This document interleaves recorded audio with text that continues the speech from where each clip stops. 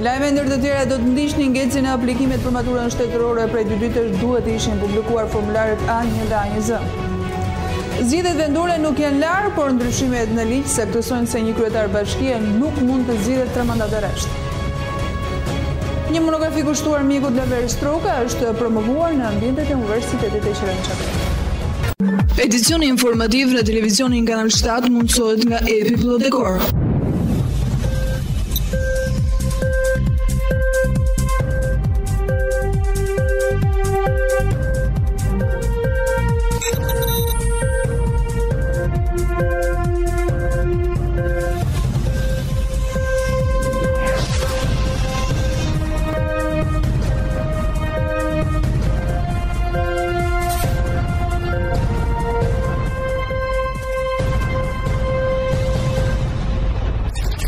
Përshëndetje nderuar shikues të ekranit televizionit Kanal 7, do t'ju njohim mëngjesisht me informacionet të përgatitura për këtë edicion informativ.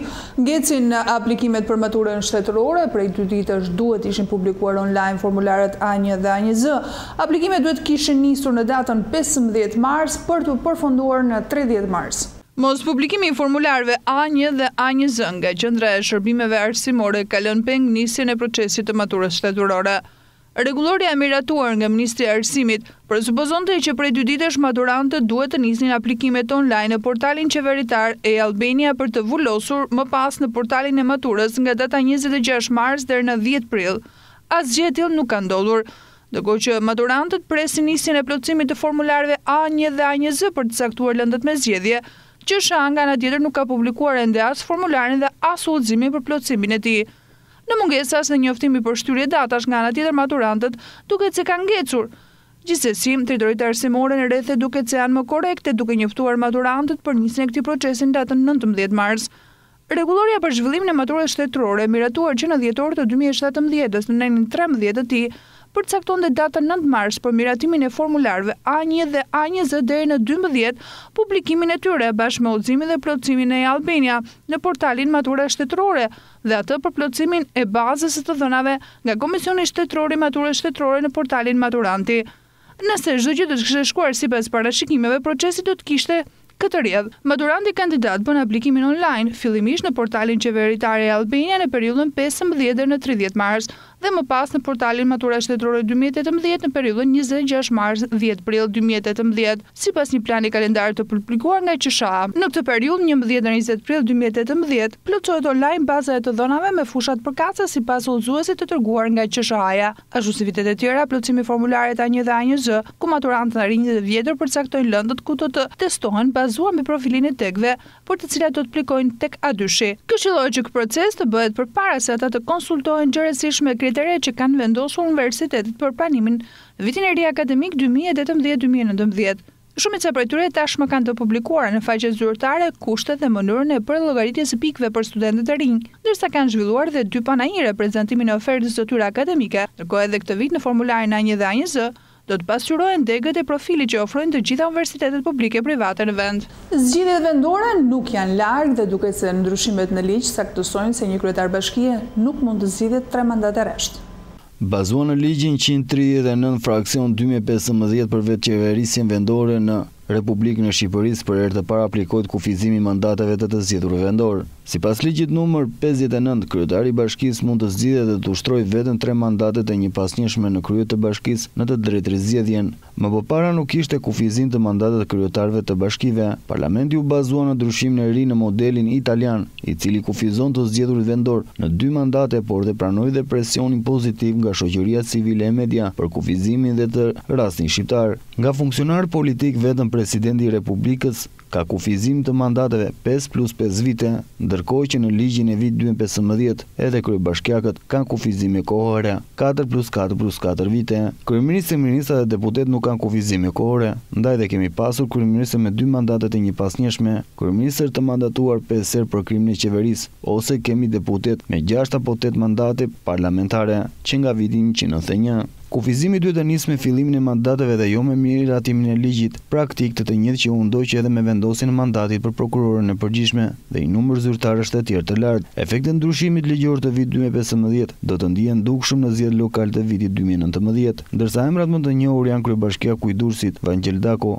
Ajkamzesh Xhelal Mziu, i Elbasanit Qazim Sejdini, i Poliçanit Adriatik Zotkaj, i Vlorës Fiqiri, Ismaili, i Konispolit Shuaj Beqiri, i Pustecit Edmond Themko dhe i Maliqit Gëzim Topçiu. Secili për tyre ka qëndruar më shumë se 3 mandate në krye të bashkive. Fakti se për sa kanë pasur mandate e një bashki në territori më të vogël se sa bashkia e krijuar me ndarje territoriale nuk dikon në numërimin e mandateve. Bashkia e vjetër është bërthama e Bashkisë së Re dhe eduksionit të mandateve në të njëjtin pra vijues. Gati e njëjta paraqitet situata dhe me disa kryebashkiak të tjerë të cilën përpara kanë drejtuar njësi më të vogla lokale komuna brenda territorit të Bashkisë së Madhe ku ndodhen aktualisht. Mendimi dominues e ekspertëve është dhe mandatet e tyre vlen po aq sa dhe mandati i kryetarit të bashkisë dhe përpasoj mandatit në komunë llogariten si mandate në bashki. Çështja e tyre mund të përfundojnë gjykatën kushtetuese, kjo në varësi nga pretendimet e tyre vullneti politik i partive mbështetëse politike. Nëse mandat numërohen vijuese atëherë në listën e kryetarit të bashkisë nuk do të kenë të drejtë të rikandidojnë 2019. I shtohen emra të tjerë të njohur si Zef Hila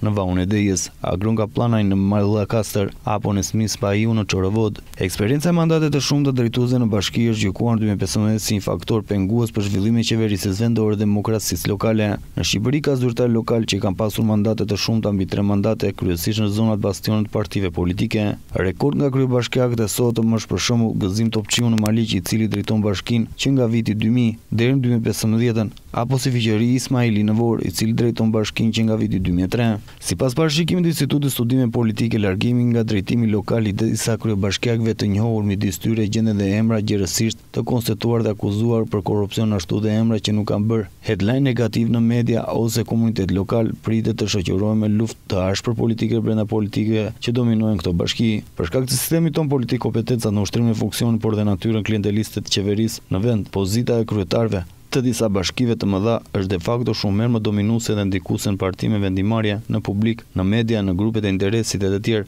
sa pjesa më e madhe e deputetëve dhe disa kryeministrave. Kjo është dhe një nga arsyet sepse që tani, më shumë se një vit përpara procesit zgjedhur lokal 2019, 2 nga 3 partitë kryesore kanë filluar të testojnë kandidat kryetar bashkie se u dhe kanë kërkuar tashmë disa deputetë të tyre dorëzojnë mandate parlamentare për të konkurruar në zgjedhjet lokale. Pavarësisht nga këto zhvillime të pritshme, qeverisja vendore në Shqipëri përballet me sfida të mëdha dhe koncepti vetë qeverisjes vendore që gjendet në emërtimin e ligjit organik dhe de facto shumë larg. Pushteti vendor vijon dhe të ketë rol dominues mbi qeverisjen vendore, roli parlamentit lokal është dobësuar ndjeshëm, sistemi i drejtimit është vertikal dhe në shumicën e rasteve prioriteti kryesor i punës së bashkive nuk është shërbim real ndaj komunitetit dhe administrimit të territorit, por akte të tjera dytësore për të cilave ushqihen modele klienteliste dhe politika abuzive.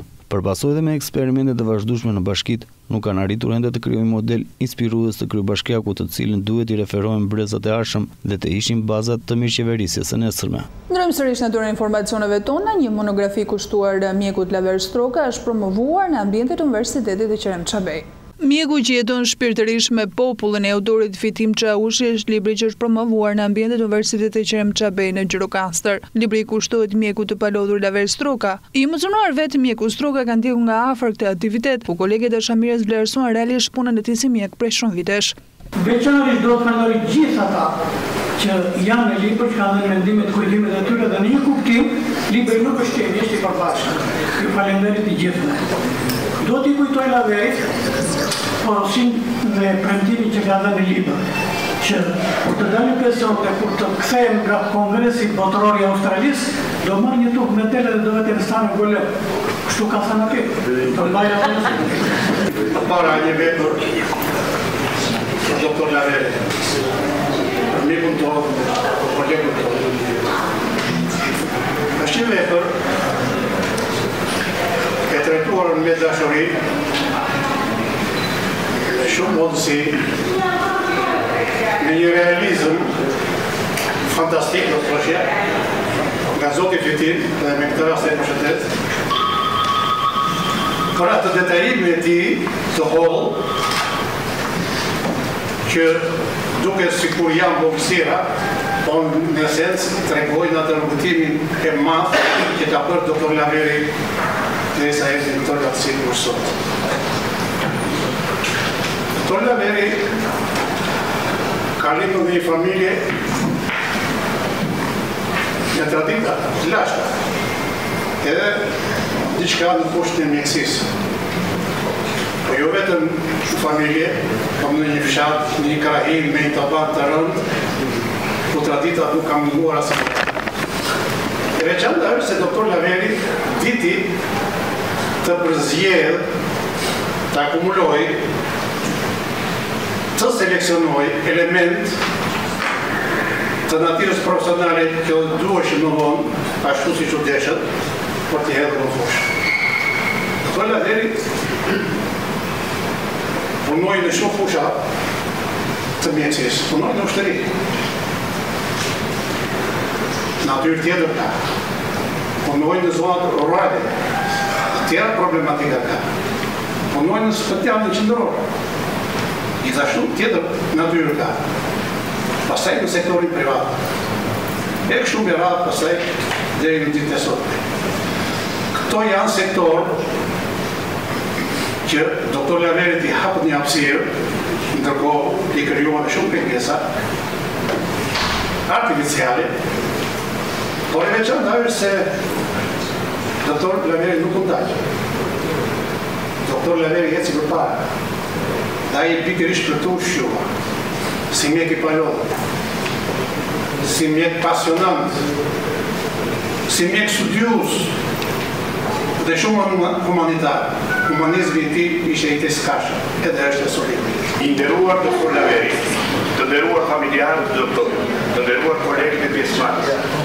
Ndihem krenar dhe i privilegjuar që në këtë event për promovimin e librit Mjeku që jeton shpirtërisht me popullit, të shkrimtarit Fitim Caoshi të shpreh sa do pak opinionin dhe mendimin e mia për mikun, kolegun dhe mjekun tepër të apasionuar, të përkushtuar, serios, korrekt, këmbëngulës, profesionalisht tepër javë, me një qetësi apostolike në orientimin dhe zgjidhjen e çfarëdo situate njësore të shëndetshme. Kujtoj me shumë respekt fillimet e punës si mjek ushtarak, ku me komunikimin korrekt, bashkëbisedimi, me raste të paraqiste shprehte një informim profesional për t'u admiruar. Koha kalonte dhe doktor Laveri me punën e tij të palodhur, me formimin profesional dhe shkencor, dhënte portretin e një mjeku model për kolegët dhe mjekët Gjirokastrit. Doktor Laveri dhe të gjithë kolegët e tu, ne të gjithë kolegët e tu që të kemi njohur e bashkëpunuar në vite, vlerësojmë me superlativa gjithçka që ju keni reflektuar në jetë dhe në punë. Me ato virtyte që shfaqur në aktivitetin e përditshëm të mjekut. Si përfundim, dua të shpreh sinqerisht konsideratën time më të lartë për gjithçka keni reflektuar si qytetar dhe mjek i palodhur. Opinion i cili ruhet nga të gjithë qytetarët Gjirokastrit dhe kolegët, urime dhe suksese në punën e jetë. Libri është një monografi kushtuar doktor Laver Strogës dhe vetë autori Fitim Caoshi, thotë se ky libër vjen si portretizim i njeriut me botë madhe shpirtërore dhe vlera të rralla njerëzore për kohët e sotme. Eventi u organizua nga shoqata Larbëria e mbështetur nga Universiteti i Qerem Çabej. Shumë me një me informacionet më të fundit nga rajoni dhe Pota. Kremlini ka cilësuar shokuesit e pafalshme akuzat drejt për drejtat Britanisë së Madhe se Vladimir Putin urdhëroi sulm me agent nervor në Salisburg. Deklarata vetëm për shkallëzimin e tensionit mes Londrës dhe Moskës me këtë të fundit që zotuar ta merr me të njëjtën monedhë, ndaj dëbim të 23 diplomatë në Britaninë e Madhe. Duke folur për gazetarë të prensdhënë si Kreml Dmitri Peskov, përgjigjështronte një herë përfshirjen e Rusisë me helmim të ish spionit të dyfish Sergej Skripal dhe vajzës së tij Julia. Çdo referencë ndaj presidentit tonë është e pafalshme nga këndvështrimi i sjelljes diplomatike, ishin fjalët e tij. Merret ministri jashtë britanik Boris Johnson u bëri i pari që akuzon drejt për drejt shefin e Kremlit. Ndërkaq media britanike të citojnë hetuesit raportojnë se agent nervor i prodhuar në Rusi ishte fshirë në valizhen e vajzës përpara se ato udhtonte nga Moska, por shqyrtohet mundësia që substanca kimike të ketë prekur ndonjë veshje apo dhuratë që është hapur në shtëpinë e Skripal në Salisburg. Megjithatë, nga raportimet e përditshme me Telegraf nuk është e qartë nëse kjo hipotezë bazohet ndonjë provë konkrete apo në zhvën në tryezë mbi bazë teorisë së përjashtimit. Ajo që dihet me siguri është se 33 vjeçare kishte mbrojtur Salisburg pak ditë pas helmimit për vizituar datin 66 vjeçar, ish kolonel inteligjencë ushtarake ruse, i cili në vitet 90 ishte kthyer në agent shërbime sekrete britanike. Ankara reagon me zëmërimin ndaj një mocion të Parlamentit Evropian që i bën thirrje Turqisë të japi fund ofensivës ushtarake në afrinë të Sirisë kundër milisisë kurde. Në mocionin citoheshin shqetësim për qindra mijëra civil të bllokuar në afrinë të rrethuar nga forcat turke pothuajse 2 muaj, po përtej zhurnës diplomatike i Bashkimit Evropian dhe Ankara duket të provokuar për përmirësimin e marrëdhënieve. Duke folur në pallatin prezidencial, presidenti turk Recep Tayyip Erdogan ju drejtua përfaqësuese nga i gjithë vendi dhe hodhi poshtë me përshmim mocionin e Parlamentit Evropian. Ne do të largohemi nga afrimi kur përfundojmë punë. Çfarë po bëni ju antar të Parlamentit Evropian? Deklarata juaj na hyn në një veshje na del na tjetri. Çfarë bare keni ndar ju me ne për strehimin e 3.5 milion sirianëve, tha presidenti turk. Thirrja e zotit Erdogan vjen në mes në shqetësimin për rritjen e krizës humanitare dhe qindra mijëra civil të bllokuar në qytetin Afrin. Që nga mesnata 18 civil mes tyre 5 fëmijë u vranë nga artilleria turke në Afrin, deklaron të premte grupi vëzhgues sirian për drejtat e njerëzit. Ankara e mohon me forcë të jenë vrarë civil që nga fillimi i operacionit, megjithatë përdorimi prej saj të artillerie dhe sulmeve ajrore. Avion turk që hodhën fletushka në Afrin këtë javë, ku bën thirrje civile të largohen nga qyteti dhe të mos lejohen që të përdoreshin si mburoja njerëzore. Përmes një mesazhi në Twitter të zënëses Sarah Sanders, shtëpia e bardhë mohon raportet e 2 prej mediave më prestigjioze amerikane, Washington Post dhe CNN, se Donald Trump planifikon të zgjerojë valën e shkarkimeve të Bush në largimin e këshilltarit të sigurisë kombëtare Max Munster. Washington Post shkruan se presidenti po përpiqet të gjejë një zvendësues të generalit përpara takimit me Korenë e Veriut në muajin maj. Dy ish sipas gazetës emrat e lakuar si kandidat më të fortë për të zënë vendin e tij. John Bolton ish ambasador në OKB dhe Keith Colleg, shef i tanishëm i personel të Këshillit të Sigurisë Kombëtare. Lajmi konfirmuar më pas dhe nga rrjeti CNN. Zënësja Sanders megjithatë shkruan se Trump dhe general Gjirokaster kanë marrëdhënie shumë të mirë pune dhe se nuk ka lëvizje në këtë këshill, dhe pse ishte ajo vetë që njofton më herët të njëjtën se në çdo moment mund të ndodhin ndryshime. Me kalimin e kohës në çdo administratë ka ndryshime të pavarësive për realizimin e të cilave duhet të përqendrim dhe njerëz të ndryshëm, prandaj herë pas here mund të ketë ndryshime. Megjithatë presidenti është angazhuar të sigurojë njerëz të duhur në vendin e duhur në kohën e duhur, ishte i komendi i saj. Nëse njoftimi do të rezultonte i vërtet, Gjirokaster do të bëjë këshilltari i dytë i sigurisë kombëtare që do largohet nga puna që kur Trump mori detyrën në 20 janar të vitit kaluar. Sekretari i jashtëm britanik Boris Johnson deklaron se më shumë gjatë sa urdhrin e helmimit të ish agentit rus Sergej Skripal dhe vajzës tij Yulia Skripal në agent nervor Novichok e ka dhënë vetë presidenti Putin. Kjo është akuza më e drejtpërdrejtë që i lëshoi deri tani shefit të Kremlinit, ndaj të cilët dhe vetë Theresa May cilësoi njoftim këtë javë dobim në 23 diplomatëve rus, nuk e detyroi hapur gishtin e fajit. Skripal dhe bija vazhdojnë të mbeten në gjendje kritike për jetën pas sulmit të ndodhur në një park në Salisburg. Shqetësimin e kemi me Kremlinin e Putin dhe me vendin e tij, tha Johnson. Mendoj se ka shumë mundësi që të ketë dhënë vetë ai urdhrin e përdorim të ngjeti nervor në rrugët e Britanisë, në rrugët e Europës, dhe kjo ndodh për të parën herë që për luftës së dytë botërore ne dënojmë këtë sulm të paprecedent të Rusisë në territorin e Mbretërisë së Bashkuar. Ky përdorim armësh kimike është një shkelje e ligjit ndërkombëtar, shton diplomati britanik. Pak përpara në sherrin e Londrës mes Moskës dhe NATO, e cila e kujton Rusisë identitetin e Aleancës Atlantikut Veriut, rusët e kanë vlerësuar vendosmërinë dhe lidhjen e fortë të aleatëve të Britanisë së Madhe, deklaron sekretari i përgjithshëm Jens Stoltenberg. NATO u shpreh ai, po i nënshtrohet forcimi më të madh të mbrojtjes së saj që për luftës së dytë të ftohtë. NATO nuk ka arsye të vënë në pikpyetje gjetjet e përfundimit të qeverisë britanike. Mbretëria e Bashkuar nuk është e vetme, është e rëndësishme që Rusia të marrë një sinjal të qartë se si këto të sajt e kanë një kosto, tha Stoltenberg. Marrëdhëniet mes Mbretërisë së Bashkuar dhe Rusisë kanë qenë të paqëndrueshme që përvrasë një tjetër spiun rus në Londër, Aleksandr Litvinenko, në vitin 2006. Rikthehemi informacionet në vend, do të flasim për sport. Ekipi luftëtare do të përballet nesër në një transfer të vështirë përballë kryesuesve të Skënderbeut. Bluzinë shkojnë në Korçë për të marrë një rezultat pozitiv. Ja, nuk mendoj se fitoria në Korçë na garanton Europën, por mendoj që jemi në rrugë të mbarë për sa i përket dhe pretendimit tonë për Kupat e Europës, sepse jemi së bashku me skuadrat e tjera, të cilat e kanë pasur këtë pretendim. Sigurisht që na duhet vazhdoj të luftojmë, sepse kampionati është akoma i gjatë, ka shumë ndeshje. Dhe me pikët që kemi marrë, sigurisht që rritet pretendimet tona për më lart. Por asnjëherë tjetër, ose si gjithmonë duhet të kthejmë kokën mbrapa, sepse gjithë ndeshjet janë të forta dhe gjithë kundërshtarët luftojnë për të marrë maksimumin në çdo ndeshje. Sigurisht që Skënderbeu është skuadra që ka disa vite që dominon futbollin shqiptar, aq më tepër që është një skuadër të vit që dominon akoma më shumë. Edhe me rezultate të mira, që ne jemi të gjithë që kemi ndeshje shumë të vështirë, shumë fort në Korçë, por natyrisht që shkojmë gjithmonë për çdo ndeshje, ashtu siç kemi thënë, për rezultat pozitiv. Shkurta do të mungojë edhe këtë ndeshje. Besoj nga java që vjen do të filloj stërvitjet me ne, sepse ka qenë pushim. Mungon dhe bregu dhe i ka pasur shqetësime muskulare, kështu që edhe ai do të mungojë në këtë ndeshje. Këto janë dy mungesat tona, janë të rëndësishme. Po kemi thënë që kemi edhe futbollistë tjerë të cilët janë të gatshëm për formacion dhe janë të gatshëm për të maksimumin për skuadrën.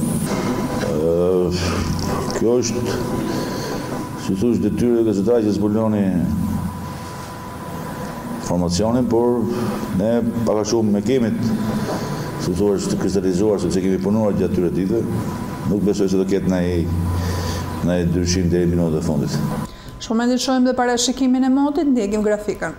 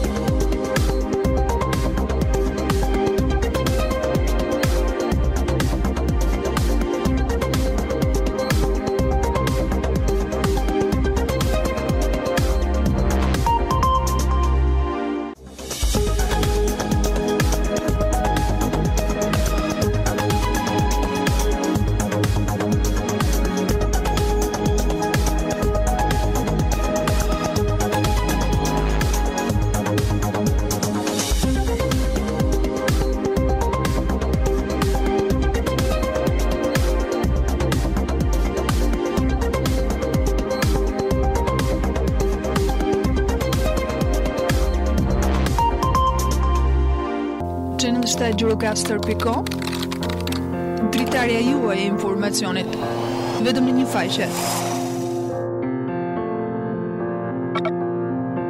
Showbiz, sport, kultur, lajme politike, ekonomi, koncept i ri në gjithçka, ndryshe nga të tjerët.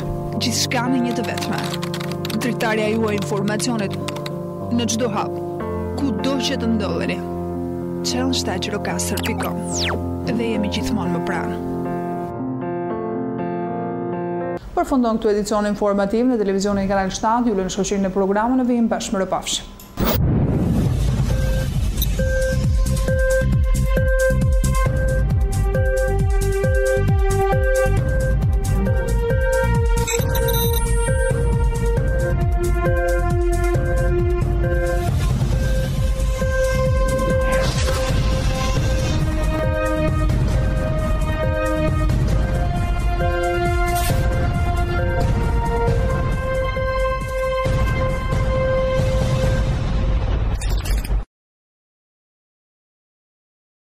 Edicioni informativ në televizionin Kanal 7 mundësohet nga Epi Plot Dekor.